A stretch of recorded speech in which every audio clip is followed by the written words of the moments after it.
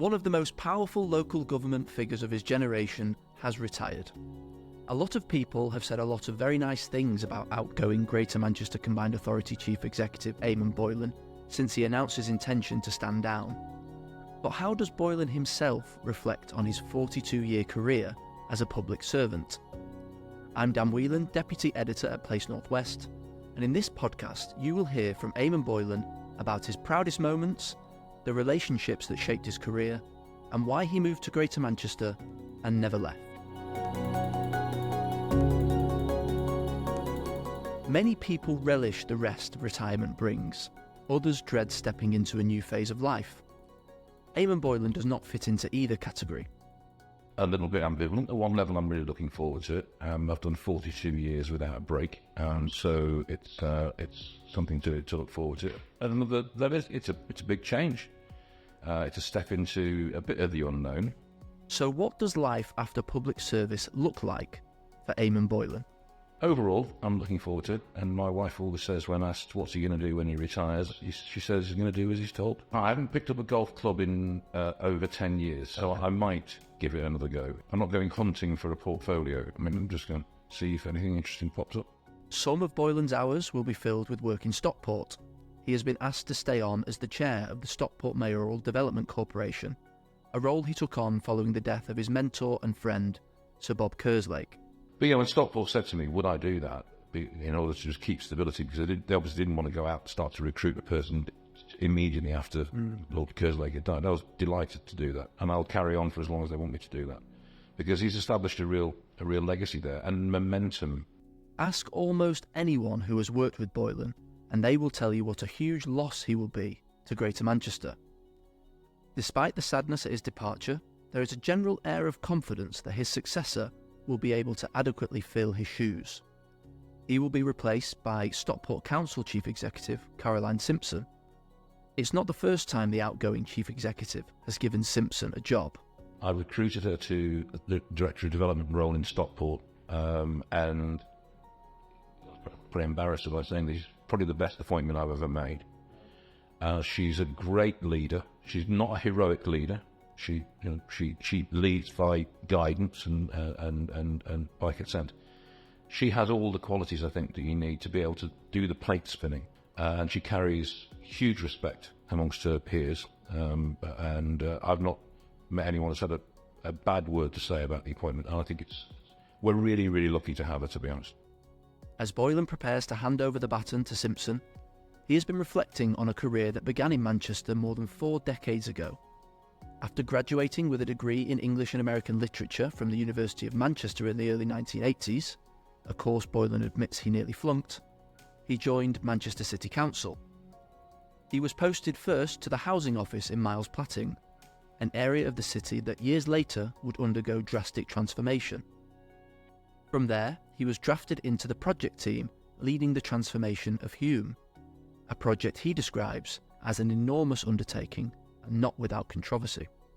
But I think we set out an ambition to try and create a place where people could make a logical decision to live, to grow up, to learn, to start a business.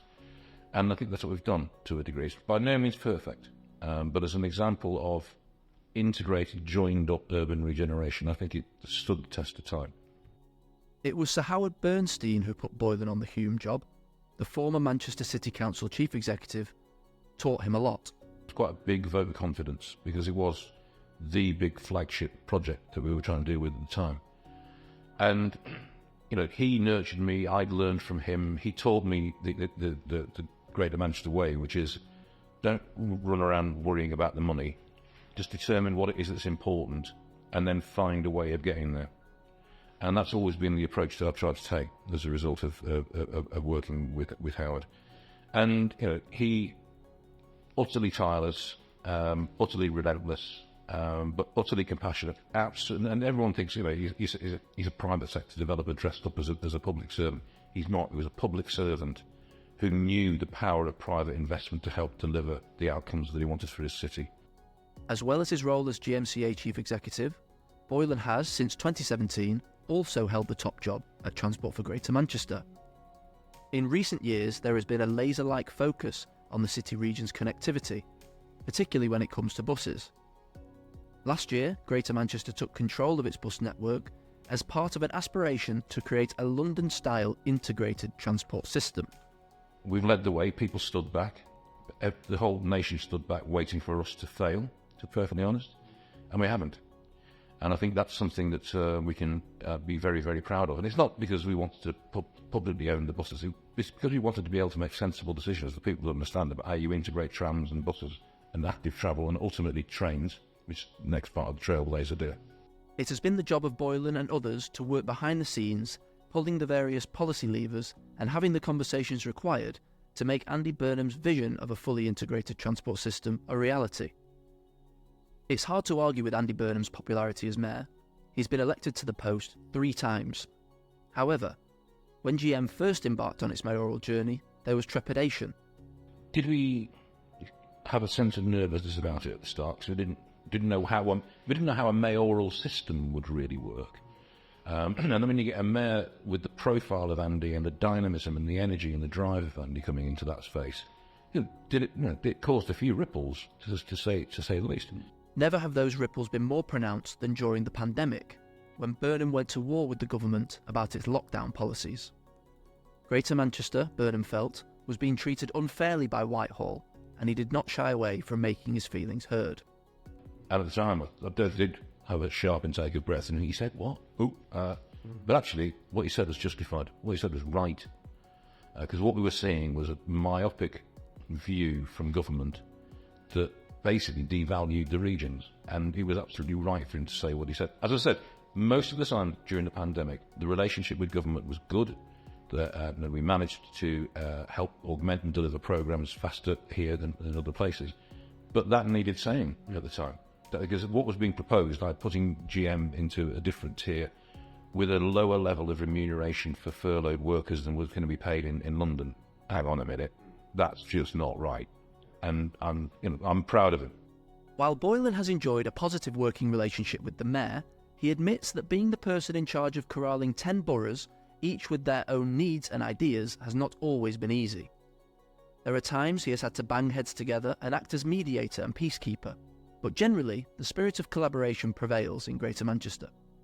Without that innate desire to work together, it is doubtful that GM would be as far along as it is in terms of devolution. The city region enjoys a higher level of autonomy than pretty much anywhere else in the country, and other areas look on enviously as they struggle to wrest powers from Whitehall. It's been easier for me to do that here than it has been for a number of my opposite numbers in other places. It's because of the history of the place. I mean, people often say, why is GM so far advanced in terms of devolution and collaboration? Well, we started a long time before anybody else. We started the day that Margaret Thatcher abolished the Greater Manchester Council, and it's carried on ever since then. And so it's been, and there's always been a shared sense of purpose. But in terms of the shared agenda, the common purpose, if you like, at GM, there's really, really broad support for it. So it's always interesting to see, the political and professional dynamics and the way they work out. And there is a bit of plate spinning, as you say, a bit of juggling, sometimes a bit of joining hands around the table and waiting for the room to move. But it's been great fun. It's been challenging but fun. The fact that Boylan has managed to have fun while holding arguably the most powerful civil servant post outside of Whitehall is justification for his decision to spend his entire career in the public sector. Was he ever tempted by the law of the dark side? I've done a lot of work with the private sector. I've done a lot of work around regeneration and development, of course. But no, I've never been tempted to move across, because I've always taken pride in the fact that I've believed that the job I was doing was potentially, if not actually, delivering improvement and change for places and people. You don't go into local government to get rich. I can assure you of that. But it is uniquely rewarding if what you can do is get your head around the importance and the primacy of that relationship with place. Boylan is happy with what he has achieved in his 42-year career, but it has not always been plain sailing. He joined Homes England just as the financial crash of 2008 sent the world into a tailspin. He describes rushing around pumping money into schemes in a bid to keep the building industry alive. 2 years later, he became chief executive at Stockport Council, just as the Tory Lib Dem coalition embarked upon its austerity agenda. However, it is a more recent period of turmoil that really sticks in Boylan's mind. The pandemic was in a league of its own. I don't think anyone had anticipated us having to shut down the city region, or shut down the country, in fact, in the way that we did. And we can always be wise with the benefit of hindsight, was it the right thing to do and all the rest of it. But I think we came through it well, and I think we came through it well for a couple of reasons. One, there was a very, very early agreement that actually we wanted to work positively with government in order to achieve that. So I know everyone remembers the famous spat between Andy and the Prime Minister, which is absolutely justified, because what the government was trying to do was unfair, unjust, and unjustified. But generally worked well. But the other thing that we did was we came together and we managed it from a GM perspective. So uniquely in the UK, people looked to the combined authority as being the agent that would bring public services together and convene the strategic coordination group that would help it. And that included people like the Army from time to time when they were active on the ground. They were part of that team, part of that setup. And I was asked to chair that, and that was very, very daunting to say. But I look back on that with a great deal of pride as well, to be perfectly honest, because I think we came through that awful period as well as we possibly could. Tough times like a global pandemic are when leaders earn their money, and as he dusts off his golf clubs and the world of local government moves on without him, Boylan hopes his leadership style will be remembered for the right reasons. And I'd like to think that they will remember me for what is a leadership style that isn't standing out in front and pointing at things. It's about encouraging people to coalesce around shared objectives and such like that. I'd like to think that they think of me as a bit of a nurturer, if you like. Despite all that Boylan has achieved, Caroline Simpson will not inherit an empty in tray. There is still a great deal to be done to improve the city region. The one thing I've often said is, and I have to admit, I've not achieved it, so does it make me a failure? Probably it does. I've often said our ambition's got to be to get a young woman, a young man growing up in Collyhurst or Bridlington, looking at the city centre and thinking, that's got something to do with me. There's a role for me there, there's an opportunity for me there, rather than sitting back and thinking, that's nothing to do with us. And if we can get it right in terms of skills, and if we get it right in terms of connectivity, and if we can get it right in terms of supporting people to gain the confidence they need, then we're on the right track. Boylan definitely looked at Manchester and thought, that is for me, although he came from further afield than Bridlington. When he arrived from Hartlepool in the late 1970s, he immediately felt at home, but Boylan could never have predicted that he would play such a big role in the city region's transformation. When I arrived here from Hartlepool in the northeast, which is a pretty deprived post-industrial town, and got here, just thought, it's like Hartlepool, but it's dirtier, bigger, and there's no sea. But now, look at it, it's gone from being a big provincial town to being a European city of real prominence. And that's not just about the big buildings. That's about the economic activity, it's about the profile of the place, it's about the reputation of the place, it's about the culture of the place. And being able to be part of that, just play small supporting roles in things like the Commonwealth Games, the International Festival and such like. You don't get those opportunities in many places on Earth. I'm not pretending it's perfect, I'm not pretending it's beautiful, but it's a great place. You've been listening to the Place Northwest podcast. For more episodes like this, and for all the latest news from the built environment across the region, head to placenorthwest.co.uk.